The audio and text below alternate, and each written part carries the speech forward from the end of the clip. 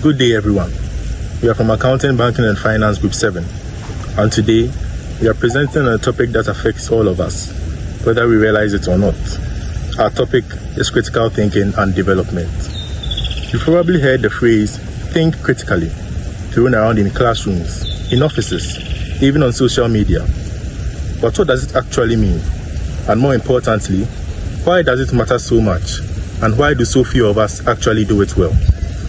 Critical thinking, in simple terms, is examining an idea carefully, looking at the evidence behind it, and arriving at a conclusion through reason, not through habit, emotion, or what everyone else seems to believe. In today's world, this skill has never been more essential. And yet, despite years of formal education, most people still struggle to think critically on a consistent basis.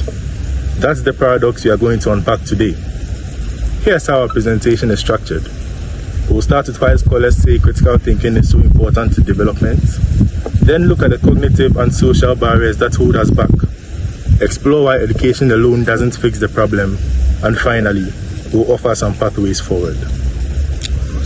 So, let's start with why this matters.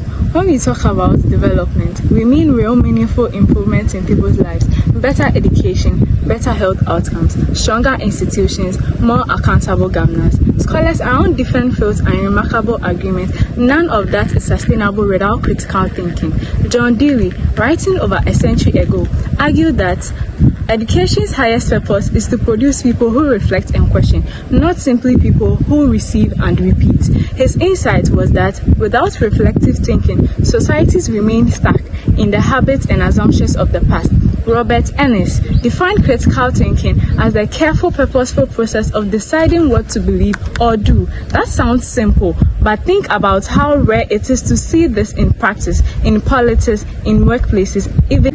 Harvey Sigel added something crucial. It's not enough to know how to think critically. You have to genuinely want to be guided by evidence and reason. That's a disposition, not just a skill. Closer to home, in Ghana, we see what happens when development is pursued without it. We have more schools, better infrastructure, expanding digital services, but we also have persistent unemployment, political decisions driven by populism rather than evidence, and public debate that often substitutes tribal loyalty for rational arguments.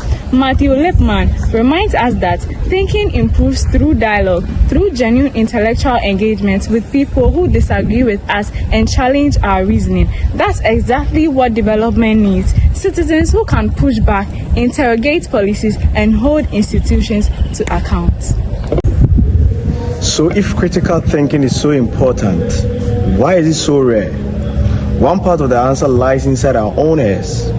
Daniel Kahneman's research, and he won the Nobel Prize for it, identified two modes of thinking. The first is fast, automatic, and effortless. The second is slow, deliberate, and demanding. Most of the time, we default to the first mode. It's efficient, but it's also where our biases live. Take confirmation bias. We naturally gravitate toward information that confirms what we already believe, and we discount what challenges it. You've seen this in Ghanaian political conversations. People who are deeply loyal to a party will find ways to defend that party's failures, sometimes with more creativity than logic. Then there's the Dunning-Kruger effect, which is really something. People who understand a subject only superficially tend to be the most confident about it. The less they know, the less they know what they don't know, which means the people most needed to revise their thinking are the least likely to do it. Emotional reasoning is another barrier.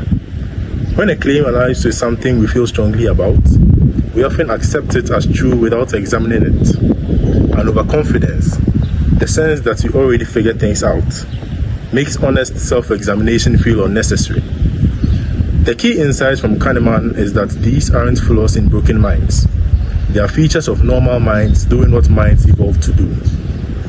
The problem is that our cognitive shortcuts, which work well in familiar, simple situations, fail us when we face complex, unfamiliar ones.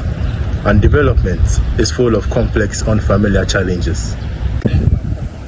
Beyond what's happening inside our heads, The environment we grow up and learn in can actively work against critical thinking. Let's talk about education first. Many of our school systems in Ghana, is no exception, are built around rote learning. Memorize this, reproduce it in the exam, move on. The question that counts in such a system is not, is this true, or how do we know? It's, what does the teacher want to see? The Waits identified this problem over 100 years ago. Genuine education, he argued, has to involve active inquiry. Students engaging with problems, not just receiving answers. When students are rewarded for remembering and penalized for questioning, they learn that critical thinking is not actually what the system wants from them. There's also the issue of authority difference.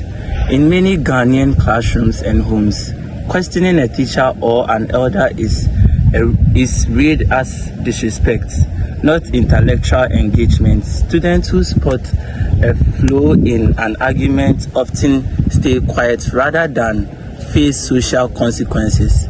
The capacity for critical thinking, for critical thought is present, but it's suppressed. Carol Dweck's research on mindset is relevant here. When mistakes are treated as failures rather than as opportunities to learn, students develop an incentive to avoid intellectual risks. They stick to what they know they can get right. And outside school, the pressures intensify. Family expectations, peer culture, tribal identity, religious community, and political loyalty. All these create reasons to think as the group thinks. Social media has amplified this further, rewarding outrage and tribal solidarity over careful engagement. The scholars are united on this. They all argue that real critical thinking requires a genuine disposition to change your mind in response to good reasons. Systems and culture that punish questioning and reward conformity undermine exactly that disposition. This brings us to one of the more uncomfortable points in our presentation. Most of us grew up being told that more education leads to better thinking. The reality is more complicated than that. Formal schooling is designed to assess a fairly narrow set of things. Can you learn prescribed content? Can you reproduce it under exams condition? Can you demonstrate mastery of established knowledge? These matter, but they are not the same as being able to question assumptions, evaluate competing arguments, or catch the flaws in your own reasoning. Credentialism makes this worse. When holding a degree or a professional title becomes a reason to accept someone's claims without examination, we've confused the credentials with thinking it's supposed to represent. Certificate is not the skill. In fact, higher education can sometimes produce a particular form of intellectual arrogance, and that confidence is precisely what makes Hannah's self-examination feel unnecessary.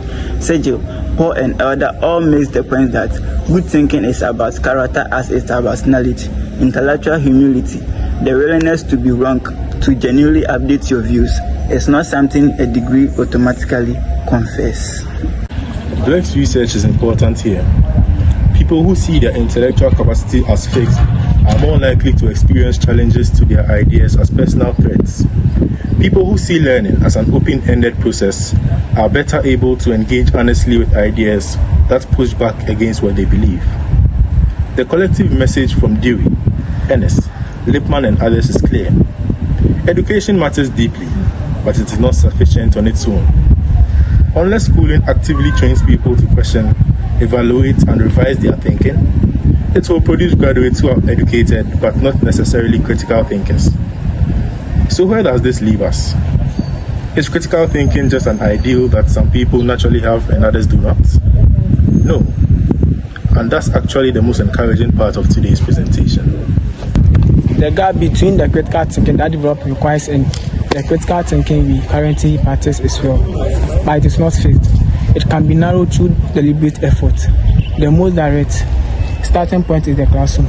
School and university need to be shifted away from format where students receive and produce, towards format where they construct, defend, and revise arguments. more discussion, more structured debate, more problem-based learning where students engage with real challenge, not just book.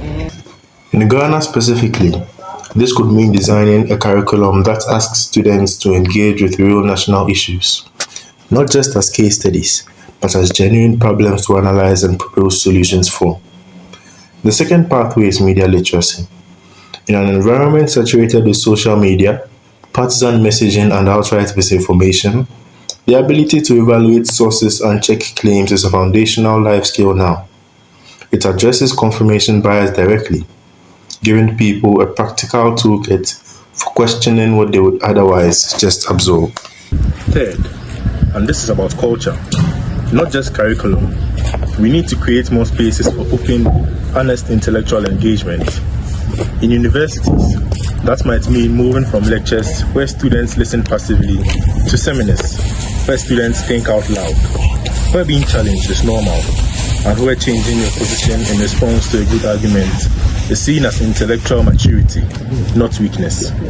And perhaps the deepest change is this: normalizing the experience of being wrong. Sigel argues that genuine critical thinking means actually following the evidence wherever it leads. Paul and Elder place intellectual humility at the core of which is meant to be a good thinker. Dweck shows us this orientation is learnable. It develops when people are supported to see difficulty as part of growing, rather than as evidence of failure. All of these changes require investments in teacher training, in curriculum design, in public culture. None of them happen overnight, but each step makes critical thinking more visible as value, and that visibility itself matters. So to bring everything together, critical thinking is not a luxury reserved for academics or professionals. It is the foundation on which meaningful, sustainable development is built. Without it, development efforts can be hijacked by propaganda, driven by short-term populism, or simply misdirected by poor analysis. We've looked at why scholars from Dewey to Kahneman, from Sigel to Dweck, all point to critical thinking as essential, and why its absence is so costly. We've explored the cognitive biases that make careful reasoning hard, the educational systems and social environment that suppresses it, and the false comfort of thinking that a degree solves the problem. The paradox is real. Critical thinking is universally valued, yet widely absent, even among the educated. But the explanation for the paradox is coherent, and so are the pathways through it. Reform education towards inquiry, build media literacy, create cultural space for honest disagreement, cultivate intellectual humility, individually and collectively.